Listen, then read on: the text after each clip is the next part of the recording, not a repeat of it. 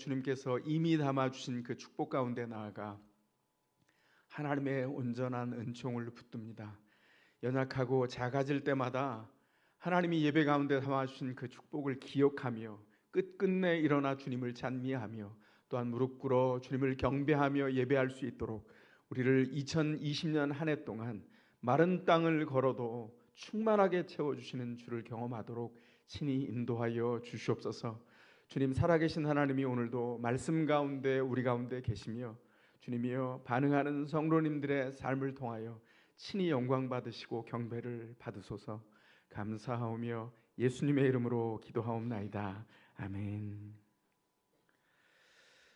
지난 한 주간 동안 시편을 계속 묵상해 오셨는데 시편이 예배하라는 명령을 계속해 가고 있는데요. 그 예배와 찬양과 외침 이런 명령들이 굉장히 강도가 높습니다.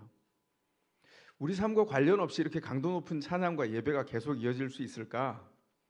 여기 이유가 있습니다. 오늘 95편만 보더라도 1, 2절에 오너라, 노래하라, 외쳐라 1, 2절에 계속 요청이 명령으로 이어지고 있고 6절에 반복해서 오너라, 엎드려 경배하라 이렇게 되어 있지만 이거 명령형 두 동사입니다. 엎드려라, 경배해라, 무릎을 꿇어라 이렇게 네 번의 명령이 계속 이어지고 있습니다.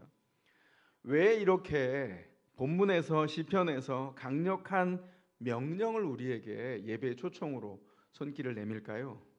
왜냐하면 그 명령에 순종하며 나아갈 때 우리 삶을 새롭게 바꾸시는 주님이 예비하신 즐거움이 그 안에 충분하게 들어있다는 것입니다. 얼마나 충분하냐?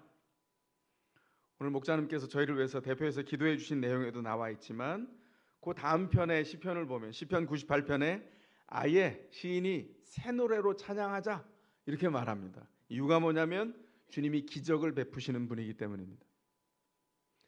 주님이 날마다 우리의 삶에 공급하실 뿐만 아니라 우리의 상식을 뛰어넘어서 기적으로 공급하시기 때문에 그냥 노래가 아니라 자연스럽게 우리 마음 가운데 하나님을 알게 된 새로운 지식 때문에 새로운 노래가 터쳐나오게 된다고 시편이 우리에게 그렇게 말합니다. 새롭게 노래를 지어서 부를 만큼 주께서 축복하신다. 이게 성경이 우리에게 예배로 나오라고 요청하는 말씀입니다. 그래서 오늘은 이 예배 초청에 한번 따라가 보도록 하겠습니다. 사실은 덩어리가 클수록 단순하게 질문을 던져야 됩니다. 우리가 왜 예배해야 됩니까? 이 질문에 대해서 우리가 답을 얻기를 바랍니다. 첫 번째로 예배는 인생의 궁극적인 목적이기 때문입니다. 3절이 이렇게 선언합니다. 주님은 크신 하나님이시오 모든 신들 위에 뛰어나신 왕이시다. 하나님은 땅의 깊은 곳, 산 꼭대기, 바다와 마른 땅 그 모든 것을 지으셨고 그리고 지금도 여전히 다스리고 계시다. 성경이 그렇게 말합니다. 그 안에 누가 있습니까? 여러분과 제가 있습니다. 하나님이 우리를 지으신 창조자이시다. 이렇게 분명히 얘기하고 있어요. 그리고 7절이 이어서 이렇게 말합니다. 그는 우리의 하나님이시오 우리는 그가 기르시는 백성이며 그가 손수 이끄시는 양떼다. 놀라운 말씀입니다. 하나님이 누구라고 말씀하는 거예요? 요약하면 하나님이 우리의 부모다 이렇게 얘기하고 있는 겁니다. 우리를 기르신 부모다 이렇게 얘기하고 있어요. 그분이 비유컨대 친히 목자가 되셔서 우리의 인생을 손수 이끌어 가셨다. 하나님은 필요한 것을 당신의 시간에 공급하시고 당신의 때에 인도해 가신다는 거예요. 왜 사람들이 하나님의 인도하심과 기르심을 경험하지 못할까요? 상황의 소음이 너무 큰데 그 안에 늘 살아있어서 없어지지 않는 하나님의 음성을 듣지 못하기 때문입니다. 보이지 않는 하나님이 그곳에 계신 것을 보지 못하기 때문이에요. 왜 그렇습니까? 주님이 명령하시는 예배 가운데 초청되어서 주님이 원하시는 방식으로 귀를 기울이지 않기 때문입니다. 주님이 뭐라고 말씀하는 겁니까? 하나님이 우리를 초청하는 방식대로 공급하시는 하나님, 인도하시는 하나님, 우리를 기르시는 하나님을 경배하라는 것입니다. 이 사실이 우리를 예배자로 서게 합니다. 주님이 받으시는 예배는 우리의 일상에서 하나님을 인정하는 엎드림으로 시작됩니다. 우리의 모든 일상, 우리의 모든 범사에서 하나님의 일하심이 있다는 것을 알 때 예배가 시작돼요. 예배는 예배당 안에 모여와서 드리는 것만을 포함하지 않습니다. 이 예배당에서 모이는 예배는 물론이거니와 이 예배를 통해서 이어지는 교제와 기도와 하나님께서 요구하시는 것들에 대한 헌신까지를 다 예배라고 말씀합니다. 우리가 아무도 보지 않는 일상을 살 때 땅이 꺼지는 것 같고 땅의 깊은 곳으로 내려가는 것 같을 때 주님이 뭐라고 하십니까? 목자 되신 주님이 친히 우리의 부모가 되시고 인도자가 되셔서 그 깊은 곳까지 사실은 동행하신다, 이렇게 말씀합니다. 절망할 만한 상황 가운데서도 마른 땅을 지날 때에도 주님이 거기 계셔서 우리를 인도해 가고 계신다고 말씀하십니다. 이것을 알 때 예배가 시작된다는 것입니다. 그렇기 때문에 두 번째로 예배에 성공하는 인생이 되어야 합니다. 2020년 저희가 1월에 서서 정말 달라지지 않는, 달력만 바뀐 똑같은 일상을 지나가는 것 같지만 완전히 새로운 일상을 살아가려면 어떻게 해야 될까요? 그것은 하나님이 목적하신 부르심대로 눈을 떠서 하나님께 초점을 맞추고 일상을 새롭게 하는 일입니다. 2020년 더샘물교회 성도들이 동일한 목적을 세웠으면 좋겠습니다. 뭘까요?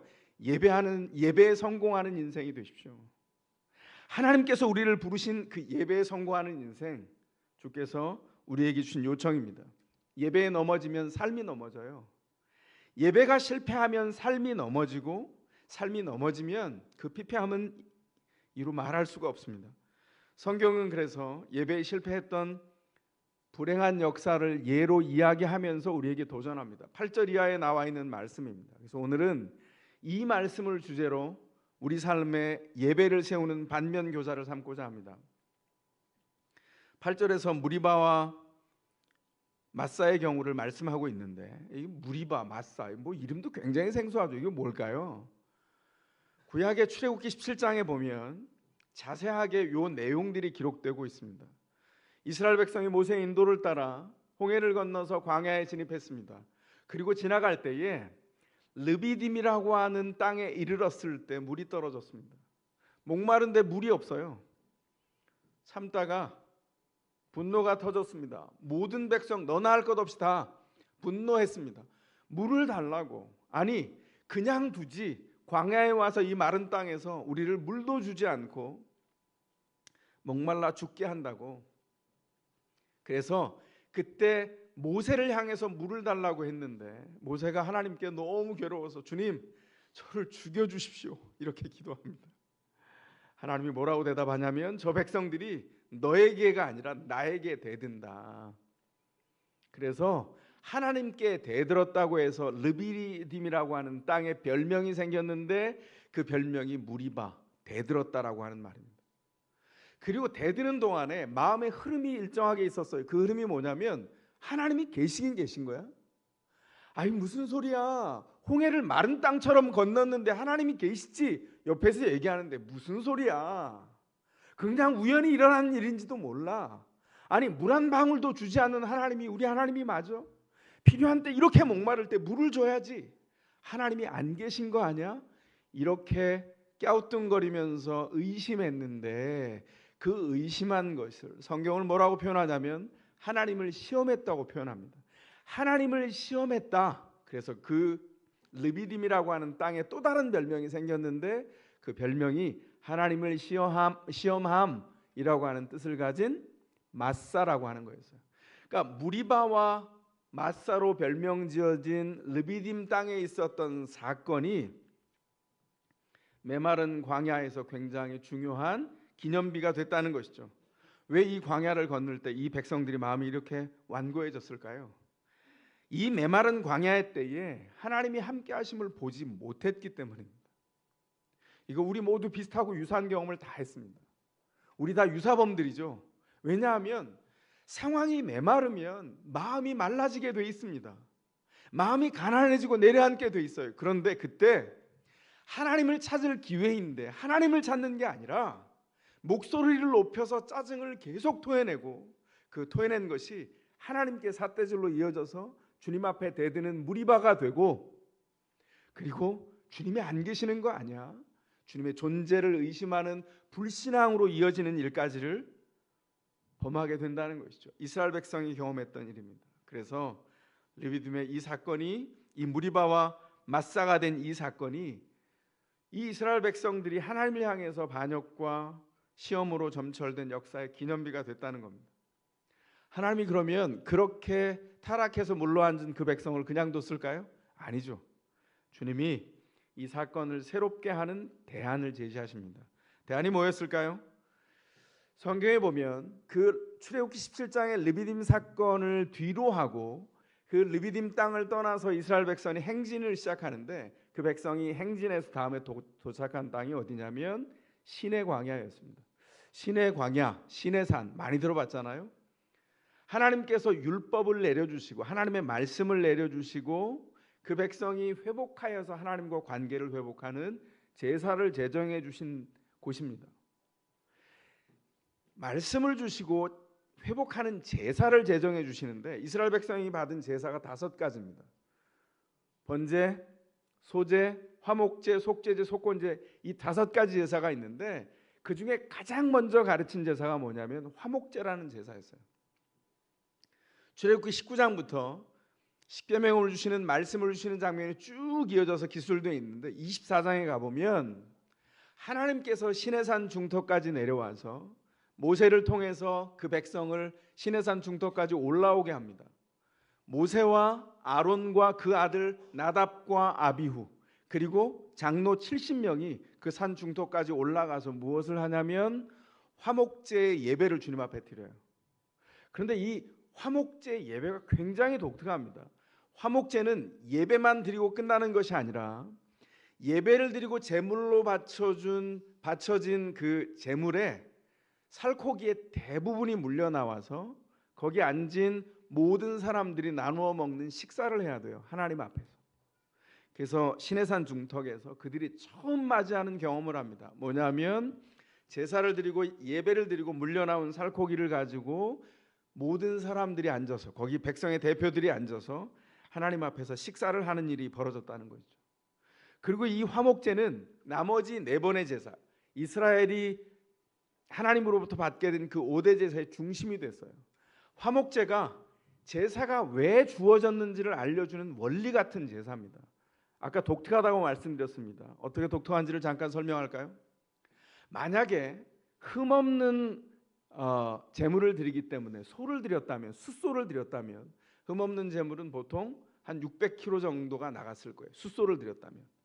그러면 그 중에 내장과 기름과 간 껍질과 이런 거를 다 꺼내서 그건 태워서 번제로 드리고, 그리고 가슴살과 소의 오른쪽 뒷다리만 빼고 나머지 살코기를 다 물려 나와서 제사를 드린 사람이 다시 도로 가지고 갔어야 돼요. 제사가 아직 안 끝났습니다. 도로 가지고 와서 동네에서 그걸 다 나누어 먹어서 물려진 살코기를 제사의 목적에 따라, 그게 서원제든지 자원제든지 목적에 따라 하루 동안 다 먹어야 되거나 이틀까지 먹을 수 있는 제한된 시간이 있었어요. 냉장고가 없었기 때문에 오래 보관도 못했겠지만 이틀 만에 450kg의 소의 살코기를 다 먹는 것, 아무리 식구가 많아서 15명, 20명이 달려들어도 못 먹어요. 어떻게 해야 될까요? 동네 사람을 다 불러야 됩니다. 동네 사람을 다 부르는데 거기 차별이 없어야 돼요. 이 제사가 드려지고 완성되기 위해서 어떻게 해야 될까요?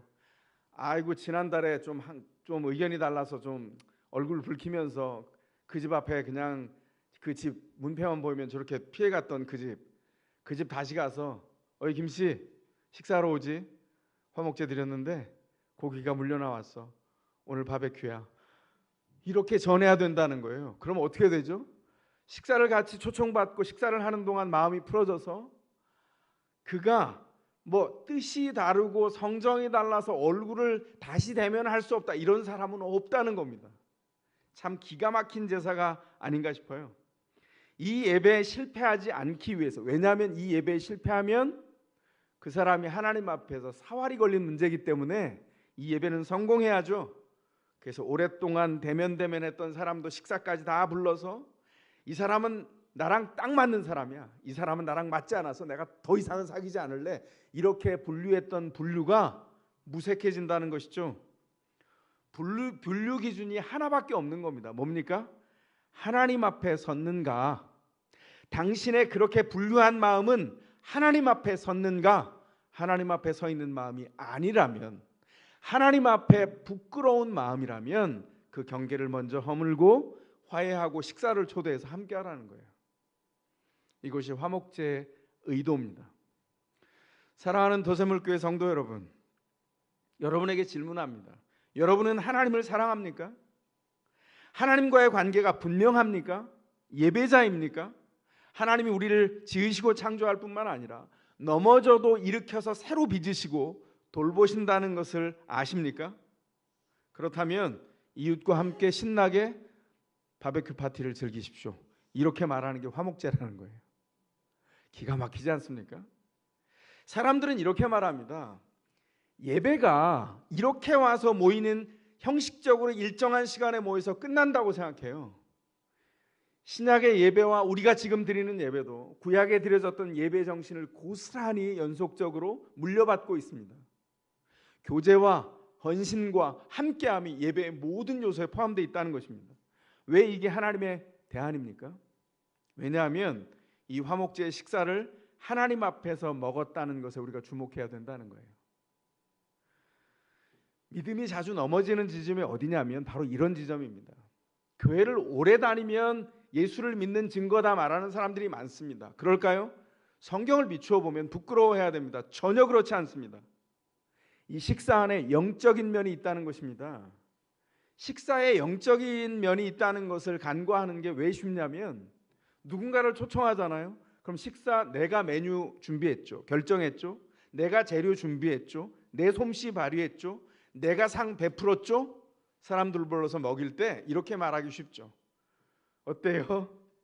오늘은 내가 특별히 쐈어요. 한우 툭불입니다. 육질이 부드럽죠? 맛있게 드세요. 이러는 동안에 자랑이 들어가죠. 그럴까요? 전혀 그렇지 않다는 거예요. 그 식사가 그렇게 말하는 순간 영적인 의미가 다 증발되고 사라져 버립니다. 그러니까 내 손에 있는 늘 먹는 식사가 얼마나 판단하기가 쉽습니까? 그런데 화목제는 그런 판단을 완전히 내려놓게 하죠. 화목제는 어디서부터 옵니까? 네 삶이 하나님의 공급으로부터 시작됐다는 것을 가르쳐줘요.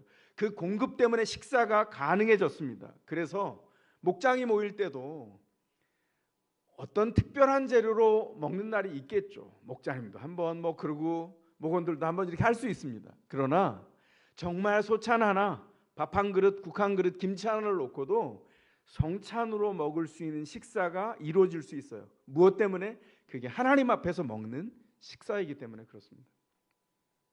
식사, 그래서 절차가 중요하죠. 절차가 하나 이어지고 숟갈을 놓고 밥그릇을 놓고 국을 놓고 김치를 놓고 함께 둘러앉아서 먹는 게 너무 좋죠. 요즘 제가 자주 듣는 얘기가 뭔지 아십니까? 역시 밥은 혼자 먹는 건 맛이 없어. 같이 먹어야 맛있어. 어른들도 말씀하시는 걸 듣고 젊은 청년도 이야기하는 걸 듣습니다. 거기 뭐가 들어있는 거죠? 괄호 열고 식사의 영적인 면이 들어있는 겁니다. 이 식사는 하나님께서 우리에게 공급하시는 것, 하나님이 영적으로 우리에게 베푸셔서 이루어진 것을 확인하는 자리입니다. 화목제에서 물려나온 그 식사뿐만 아니라 가족들이 그리고 함께 교회 식구들이 함께 앉아서 먹는 모든 식사가 그렇다는 것이죠. 그래서 하나님의 공급 때문에 가능한 식사, 감사함으로 기꺼이 나누어 먹게 된다는 것이죠. 근데 나누어 먹는 게 참 쉽지 않습니다. 어떨 때 이게 가능하죠? 하나님이 공급하신다라고 하는 확신이 있어야 이게 가능합니다. 하나님이 공급하신다라고 하는 확신이 있어야 예배가 가능합니다. 신명기 12장 일부의 내용을 제가 낭독해 드리겠습니다. 당신들은 번제물과 화목제물과 11조와 높이 들어 바치는 곡식제물과 서원제물과 자원제물과 소나 양의 처음 난 것을 그곳으로 가져다가 바쳐야 합니다. 당신들은 주 당신들의 하나님이 계시는 그 앞에서 먹도록 하십시오. 남종과 여종 당신들처럼 차지할 몫이나 유산도 없이 성 안에서 사는 레위인, 떠돌이, 고아와 과부들이 와서 배불리 먹게 하십시오. 그러면 주 당신들의 하나님은 당신들이 경영하는 모든 일에 복을 내려 주실 것입니다. 이게 성경의 약속입니다. 놀라운 건 뭔지 아세요? 화목제에 식사를 하는데 여기 보시면 서원제물, 자원제물 다 화목제의 이야기입니다. 지금 제사의 대부분이 화목제로 이루어진 것을 봐요. 진짜 화목제의 하이라이트가 어디 나와 있는 줄 아십니까? 성전을 봉헌하면서 솔로몬이 드렸던 1000번제로 이루어진 그 제사, 사실 그 대부분이 화목제입니다. 하나님 앞에 드리고 물려나온 고기를 통해서 성전에 임재하시는 하나님 앞에 모든 백성이 하나님 앞에서 먹고 마셨다는 거예요. 상상해도 너무 배부르지 않습니까? 그게 하나님의 백성의 모습이고 그 식사를 통해서 하나님 나라를 미리 땡겨서 맛보는 일을 하게 된다는 것이죠. 근데 여기 대상에 차별이 없습니다. 내 가족만 먹는 것이 아니라 내가 낯이 보았던 남종과 여종도 식탁에 동일하게 참여합니다. 겸상을 하는 거예요. 동등하다는 것입니다. 뿐만 아니라 유산을 차지하지 못하고 그 성에서 행세 깨나 하는 사람 말고 행세도 못하는 레위인, 왜냐하면 레위인은 분깃이 없었거든요. 그들을 초청하는 것이 하나님을 존귀케 여기는 거라는 거예요. 심지어는 떠돌이와 나그네로 부르래요. 그 사람은 빈입이잖아요. 도움을 받을 게 아무것도 없어요. 근데 그런 사람을 부르라는 겁니다. 동네에서 가장 힘없는 사람, 이름도 낼 수 없는 사람, 고아와 과부까지 불러서 식탁을 준비하라는 겁니다. 이런 생각 안 들겠어요? 내가 땀 흘려서 번 것으로 음식을 만드는데 저런 사람까지 초청해서 밥을 먹어야 돼? 이렇게 말하면 안 된다는 거예요. 그건 복된 마음이 아니라는 겁니다. 뭐라고 합니까? 당신들이 경영하는 모든 일에 복을 내려 주실 거다. 이게요, 놀라운 일인 게 하나님께서 공급하시고 기른다는 확신이 없으면 절대로 이렇게 못합니다. 근데 이스라엘 백성들이 매년 주님 앞에 요구받은 게 있어요. 11조를 내는 겁니다. 매년 소득의 11조를 드렸습니다. 문제는 이스라엘 백성이 매년 11조를 드리는데 3년째 될 때는 심지어는 10의 2조를 드렸어요. 나그네를 위해서 비축해 두는 돈입니다. 그러면 어떻게 살라는 거지? 문제는 첫 번째 3년은 괜찮아요. 이스라엘의 달력은 7년마다 돌아갑니다. 어떻게 해요? 첫 번째 해에 11조를 냈어요. 두 번째 11조, 세 번째 10의 2조를 냅니다. 네 번째 11조, 다섯 번째 5년째 11조. 근데 6년째가 문제예요. 6년째 10의 2조를 내는데 7년째 어떻게 되죠? 소출이 없어요. 땅에 곡식을 심으면 안 되는 안식년입니다. 그러면 어떻게 할까요? 손가락 빨고 그냥 죽을까요? 곡식이 없으면 굶어 죽잖아요. 거기에 대해서 성경은 뭐라고 말할까요? 레위기 25장이 뭐라고 말하냐면 레위기 25장이 이렇게 말합니다. 그러나 여섯째 해에 내가 너희에게 복을 베풀어 새 해 동안 3년 동안 먹을 소출을 그 한 해에 나게 하겠다. 기가 막힌 거 아닙니까? 6년째 되는 해에는 어떻게 하겠냐면 그 한 해에 네가 가꾸는 땅에서 3년의 소출이 나게 하겠다는 거예요. 그러면 가만히 생각해 보십시오. 주님 궁금합니다. 왜 1, 2, 3, 4, 5, 6년에는 한 해치만 나고 5년까지는 6년째에는 3년치가 나죠? 땅에 무슨 짓을 하신 거죠? 이렇게 질문할 수 있잖아요. 어떤 일이 벌어진 거죠? 이런 결론밖에 낼 수가 없어요. 땅이 소출을 내지만 땅을 통하여서 하나님이 공급하신다. 이게 하나님의 백성에게 주신 법칙입니다. 그러므로 신자는, 믿는 자는 상식으로 살지 않습니다. 왜 새 노래를 지어 부릅니까? 왜냐하면 상식으로 살지 않고 기적으로 살기 때문입니다. 6년째 3년치 소출이 나는 것은 기적입니다. 하나님이 우리를 어떻게 다루셨는지를 한번 보세요. 우리가 정말 연약해져서 주님을 부를 수 있으면 우리를 연약하게 하셨습니다. 왜냐하면 우리를 사랑하시기 때문입니다. 우리가 목구멍이 포도청이어서 밥 한 그릇을 두 그릇을 먹는 사람으로 만드는 게 중요한 게 아니라 한 그릇, 정말 척박한 밥 한 그릇을 먹더라도 하나님 앞에 먹을 수 있도록 주님의 사람으로, 품격 있는 사람으로, 하나님의 부르심 앞에 사는 사람으로 사는 게 너무 중요했기 때문이에요. 그러므로 신자는 기적으로 삽니다. 기적으로 살기에 우리의 찬송 안에는 새 노래가 담깁니다. 성경이 이렇게 말하는 것이죠. 공동체가 한 가족입니다. 그래서 모두가 감사함으로 제사나의 11조도 공동의 목적을 위해서 함께 헌신하여서 모읍니다. 공동의 목적을 위해서 쓰고 공동의 목적을 위해서 함께 모여서 먹고 함께 마시면서 함께 살라고 하신 것이 주님의 명령이에요. 이런 공동체를 여러분은 경험하셨습니까? 어떻게 할까요? 꿈을 버릴까요? 이 공동체의 꿈을 안고 여러분 한 사람 한 사람의 작아 보이는 일생이 하나님의 위대한 사역에 헌신하면서 나아가야 합니다. 저는 성경에 있는 것을 말씀드립니다. 제가 말씀드렸죠. 교회에서 헌금을 모으면 담임 목사가 다 가져간다는 주일학교 유치부 아이의 해맑은 마음은 틀렸다고 말씀드렸습니다. 공동의 목적을 위해서 씁니다. 제가 이렇게 얘기 안 해도 돼요. 저 이렇게 얘기하면 불편한 거 압니다. 근데 왜 얘기하냐면 성경이 말하고 있기 때문이고, 제가 신앙을 배울 때 11조부터 배웠어요. 왜 그때 저에게 일을 하게 하셨는지 모르겠는데 일이 너무너무 잘 돼가지고 제가 이상한 걸 했거든요.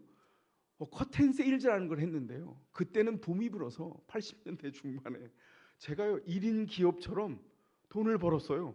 11조를 드려야지 배운 게 있어서 11조를 드렸는데 몇 개월 되지 않아서 처음에 총 수입보다 11조가 더 많아졌습니다. 그때가 위기였어요. 너무 아까운 거예요. 어떡하지?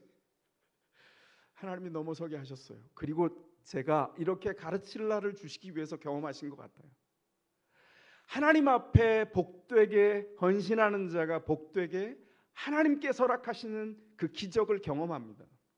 우리는 이 땅을 돈 때문에 사는 것이 아니라 하나님께서 약속하신 하나님 나라가 얼마나 위대하고 풍성한지를 이 땅에서 경험하고 증언하기 위해서 살아갑니다.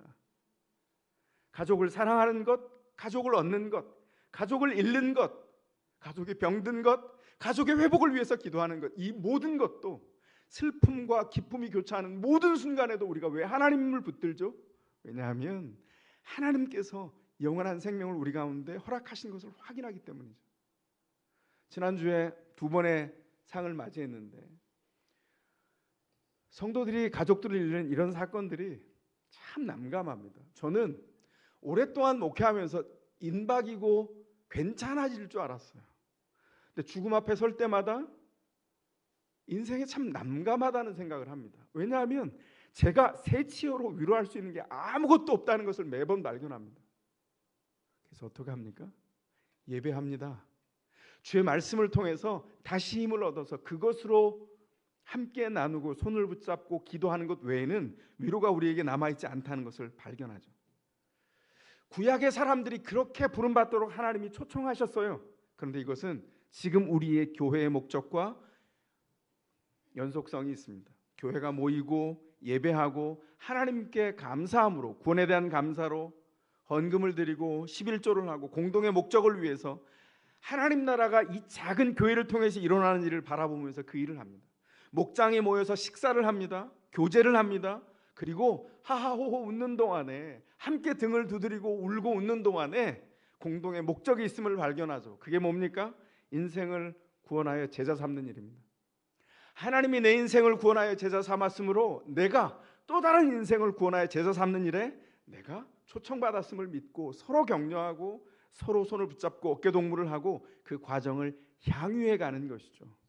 저는 이 향유란 단어를 좋아합니다. 이게 하나님 나라를 설명하는 굉장히 기가 막힌 단어예요.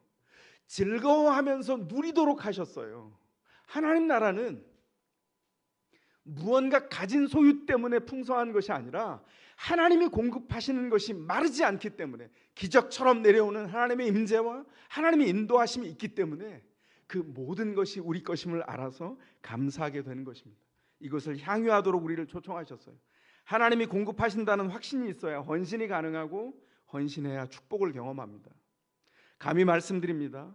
2020년 한 해 동안 우리 더세물 성도님들 한 분도 빠짐없이 주님 앞에 헌신하고 교회를 함께 세워가는 일을 통해서 하나님이 예비하신 축복을 경험할 수 있기를 축원합니다.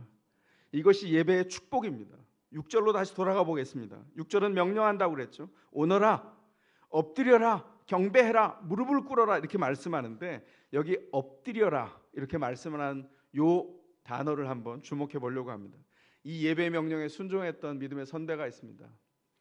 아브라함인데요. 아브라함이 그 인생에 하나님 앞에 부름받아서 우리 성도님들이 이렇게 얘기하는 걸 들었습니다. 아브라함은 정말 부러워요. 대단해요. 정말 대단한 인생이었던 것 같아요. 그럴까요? 제가 그래서 이렇게 말씀드린 적이 있습니다. 여름에 저처럼 시골에서 자란 사람은 논 한가운데 있는 초가집에서, 저 어렸을 땐 그랬거든요.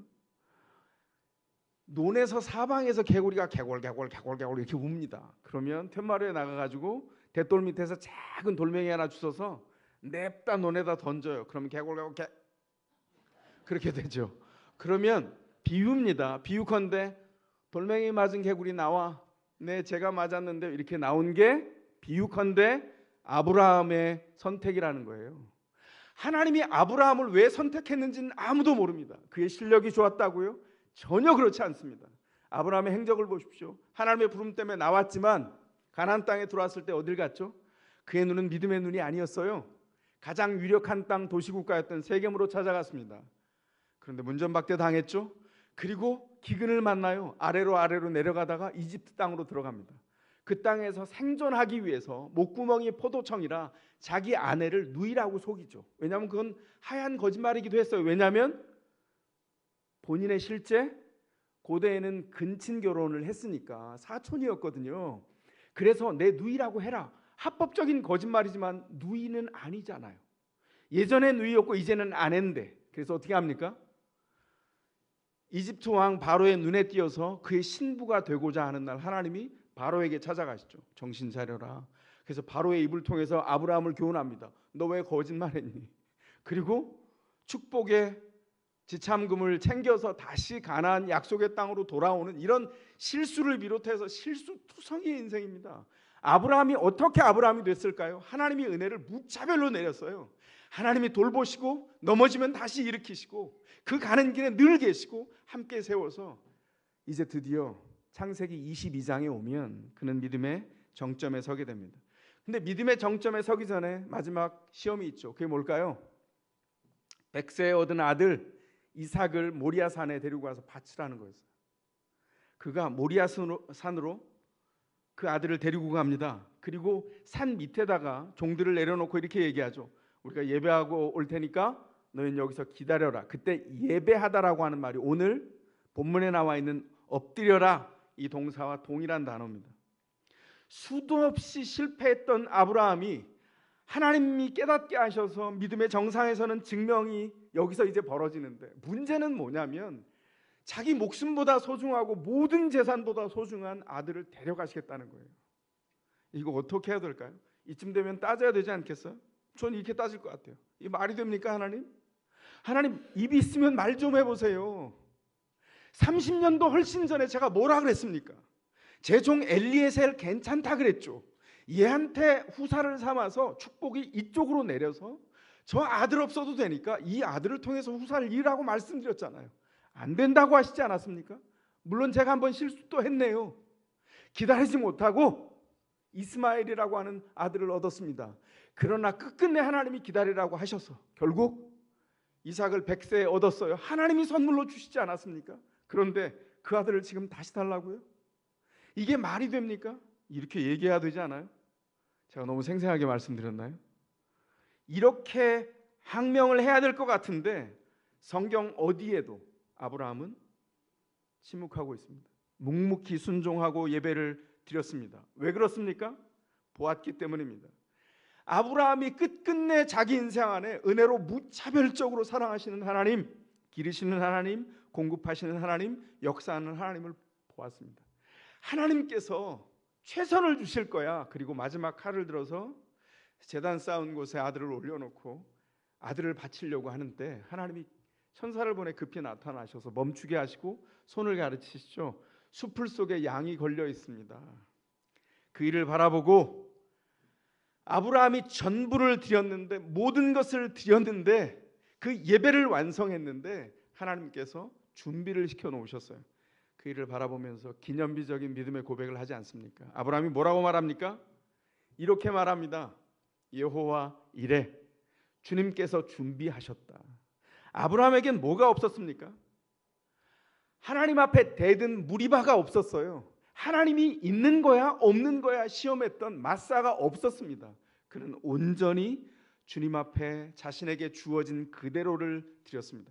전적으로 하나님을 신뢰하고 그 인생에서 믿음의 인생이 무엇인지, 예배에 성공한 인생이 무엇인지의 기념비를 한 번 이곳에 남기게 되었어요. 주님이 준비하신다. 100세 얻은 아들이라도 원하시면 드릴 텐데 주께서 그대로 준비하셔서 여호와 이레로 갚으시겠다. 아브라함이 믿음의 정상에 서신 걸 보고 아브라함에게 축복한 중요한 장면이 있습니다. 우리가 혜택을 받은 뭘까요? 히브리서는 이렇게 말하죠. 교회가 아브라함의 허리에서 나왔다고 이야기합니다. 무슨 이야기냐면 내가 반드시 큰 복을 주며 너의 성뿐만 아니라 원수의 성을 차지하게 할 것이다. 창세기 22장 17절에 약속했어요. 이 원수의 성을 차지하게 할 것이다. 이것이 믿음의 씨가 되어서 나중에 교회를 이루게 됩니다. 열매가 교회로 차지하게 됩니다. 이 약속이 베드로의 고백을 통해서 교회의 축복과 약속으로 이어지죠. 마태복음 16장 이렇게 말합니다. 사람들이 나를 누구라 하느냐? 너희는 나를 누구라 하느냐? 예수님께서 이 질문을 베드로에게 하는데 베드로가 대답합니다. 선생님은 살아계신 하나님의 아들 그리스도십니다. 그랬더니 주님이 대답하죠. 이 베드로의 대답이 중요한 이유가 뭔지 아세요? 여기에 경배와 예배의 대답이 담겨 있습니다. 예수님 뭐라고 응답하셨어요? 시몬 바요나야 너는 복이 있다. 너에게 이것을 알려주신 분은 사람이 아니라 하늘에 계신 나의 아버지다. 너는 베드로다. 나는 이 반석 위에다가 내 교회를 세우겠다. 죽음의 문들이 그것을 이기지 못할 것이다. 원수의 성이 죽음의 문이 예수를 주시라 고백하며 예배와 경배로 나아간 교회의 고백을 이기지 못할 거라는 겁니다. 교회는 지옥문을 부숩니다. 그 약속 위에 교회가 세워져 있어요. 교회는 죽음의 문을 부숩니다. 생명을 온전히 세웁니다. 평범해 보이는 인생을 사는 신자 한 사람 한 사람이 모인 이 형편없어 보이는 인생들이 살아가는 것 같지만 이 안에 위대한 뜻이 담겨 있어요. 그게 뭘까요? 죽음의 문을 부수는 그 권능과 약속이 이 모인 공동체 교회 안에 주어졌다는 것입니다. 예배가 그래서 교회의 기초이고 예배가 우리의 모든 것이에요. 주님께서 이 예배를 통해서 출발케 하셨고 예배를 통해서 열매 맺게 하신 것입니다. 아까 말씀드린 대로 지난 한 주간 동안 성도들이 가족을 잃는 것을 경험하면서 제가 부산을 가느라고 한 곳을 못 갔습니다. 스케줄이 안 맞아서. 성도들이 다녀간 소식을 듣고 집사님하고 통화하면서 제가 마음의 위로를 얻었어요.